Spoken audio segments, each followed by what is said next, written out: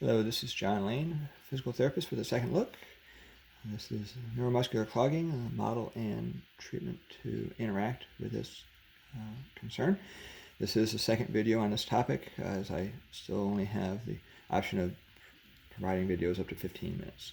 So if you're wondering about the background, there's another video you can find under my name. So the objective is to, again, simply to describe this model and the treatment options as they're understood today. So neuromuscular clogging model, as an example, would go, if you have a peripheral injury that has ongoing alteration in function, you have a muscle strain or joint sprain that just doesn't seem to get better.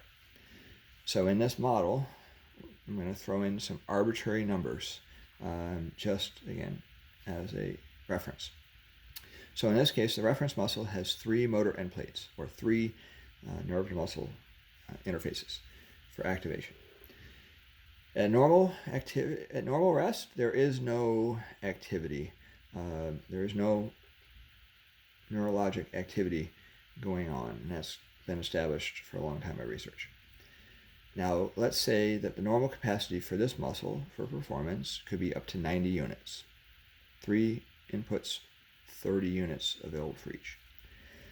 Pain is going to onset below the maximum capacity because the body doesn't let you do max contractions because you could actually have damage at absolute max contraction.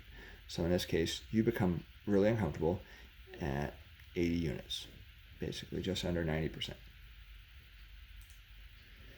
Now, after the injury, your body is anticipating a future injury. So you actually have what would be considered guarding in the pre-injury status.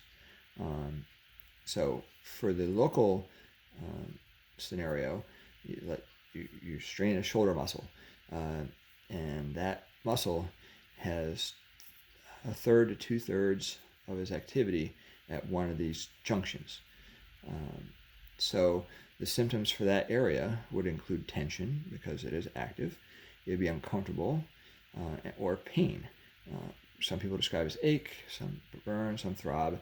It's just never resting.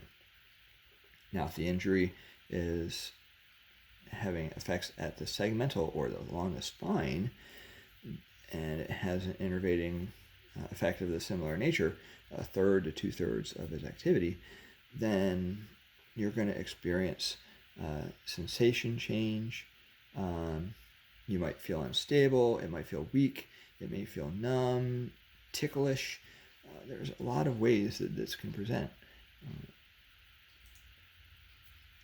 Effects on function, performance, because that's really what a lot of people worry about. It creates involuntary activity at rest. And when you combine that with your exertional activity, you go from being below your threshold to overload. So in this example, let's say you're going to lift a box that requires 70 units to lift it. Normally, you'd be below pain, but now you'd actually have a 90 unit input because you had 20 units of activity at rest, and then you surpass that 80 unit level. So you could do it, but it hurts. Now, the example of the spinal or the segmental muscles being affected by the involuntary activity means that your brain gets the sensory input from the muscle saying, hey, this is 70 units of lift. Okay, we're going to send 70 units of neurotransmitters. Well, 20 of them are stolen by the spinal muscle, and so only 50 of them get to the muscle. So you don't actually meet the demand, so it's weak, but it doesn't hurt because you don't cross that 80 unit threshold. It just doesn't perform. And so if you had to lift with both arms, one arm lifts with performance, the other one falls behind. It creates imbalance. Now, where confusion comes in is when people have pain at joints or at tendons. They don't simply feel it at the muscles. They say, no, I have knee pain, or the pain's deep in my shoulder. What are you talking about? It doesn't feel like a muscle. But there are many structures that blend inputs. You have what's called the Golgi tendon organ. These run along the tendons. You have, for the input that's going up to the brain, you have what's called the dorsal horn.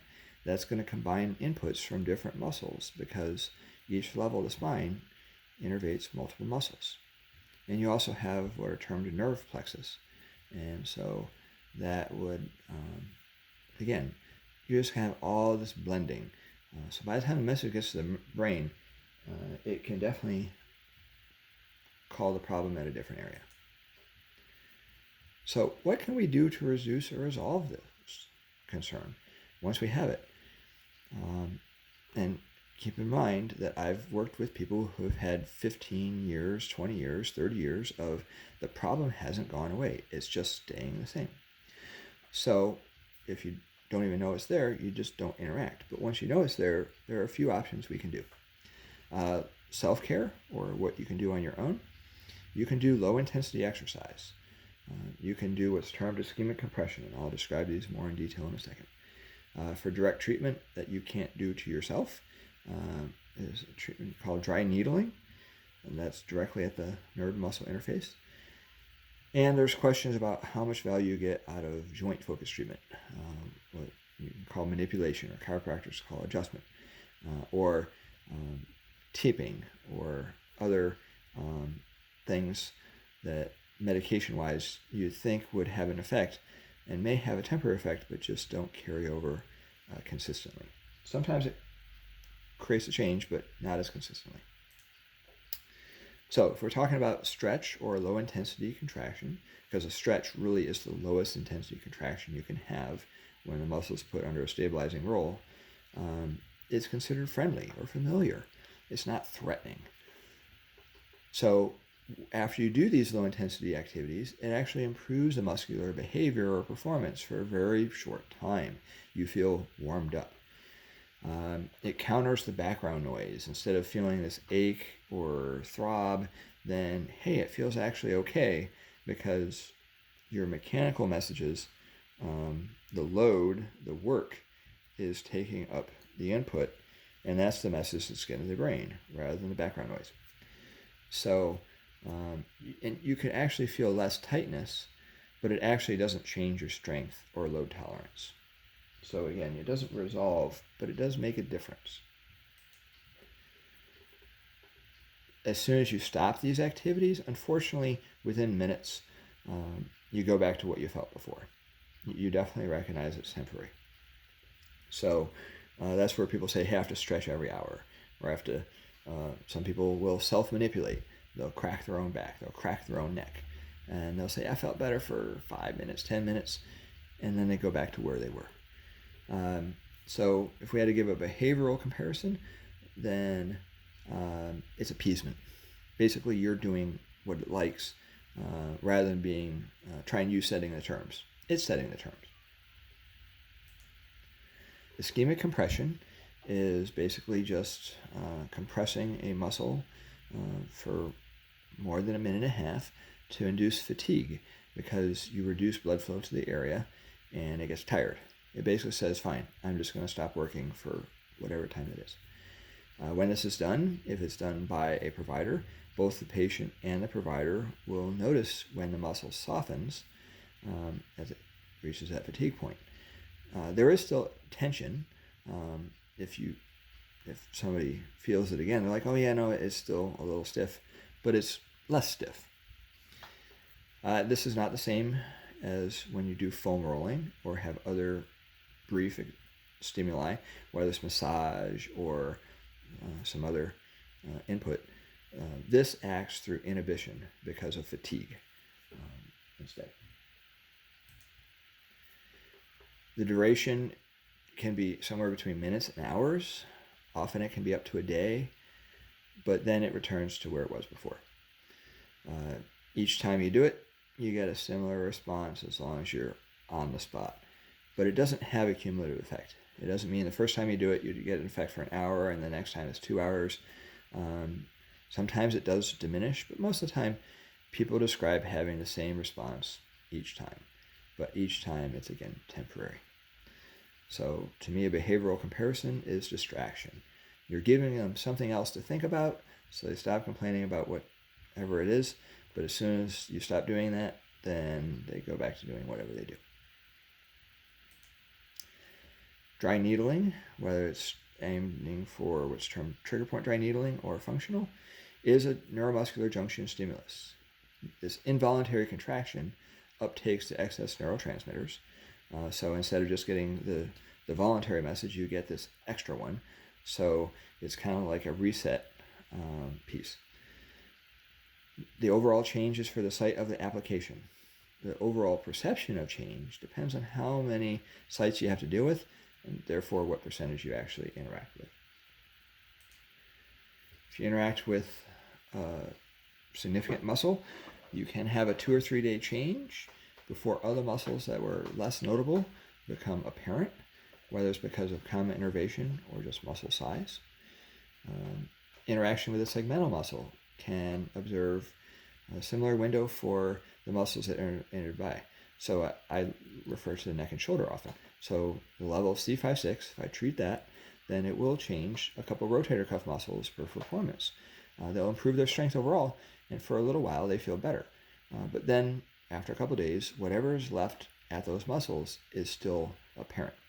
So the behavioral comparison is reestablishing boundaries, but sometimes you have to reestablish boundaries on multiple problems. But once you establish it, it goes back to what should be. So again, some common presentations. One muscle dominates over others. You recognize a new problem. You think the problem moved after a few days. And that can have a couple different combinations. You can see those for the lower back and different hip muscles. And you can also see it for several upper back and neck muscles. And as noted again a couple times, the neck interferes on shoulder strength. So a common combination for shoulder strength is weakness in flexion and external rotation. When I see that, I know exactly where to go to change that behavior. So incorporating it into different things for injury prevention, this gives an idea of why a squat has one feel and a deadlift has another. It gives you an idea of why a general dynamic warm-up makes sense, because it includes work at the lower back or the neck and upper back. And when you're increasing your workload, you have to consider the total neuromuscular load to avoid an injury. Implications for dry needling, really it means that the history and a combination of findings gives more clarity than just a referral pattern. If you have pain with stretch and pain with exertion of the same muscle and it hurts to touch, then it, to me, is a no-brainer to treat. If you only have a couple of these findings, maybe. If it's only one, I really don't expect to get results. But this also means that there are multiple tests that we can compare before and after to really know, do you have a difference? Because the treatment creates soreness, it's more useful to know if you had strength change and mobility change, not just does it hurt less. The soreness goes away, but it's really the strength change and mobility change that let us know we've made a change. So what people or patients can tell me is that they may have no event at all. They may have symptoms that get much worse with exacerbations for up to a few days, or they may have times without symptoms. It doesn't really progress, it just stays the same. Or they might think it's getting worse because they're annoyed with it. And you have weird combinations of symptoms. You can recognize that foam rolling or using a crossball helps temporarily. Stretches can have a good hurt, although it's not really a good hurt. And you can create symptoms that you think are delayed onset muscle soreness. But it's really not. There are multiple metaphors that you can see here. Unfortunately, I don't have the time to share them all. And they often ask, is it hurt or harm? Should I push? Should I wait? Why is my MRI normal? It's not harm. You can't wait it out, and you have normal tissues. Here are my references, and thanks for watching.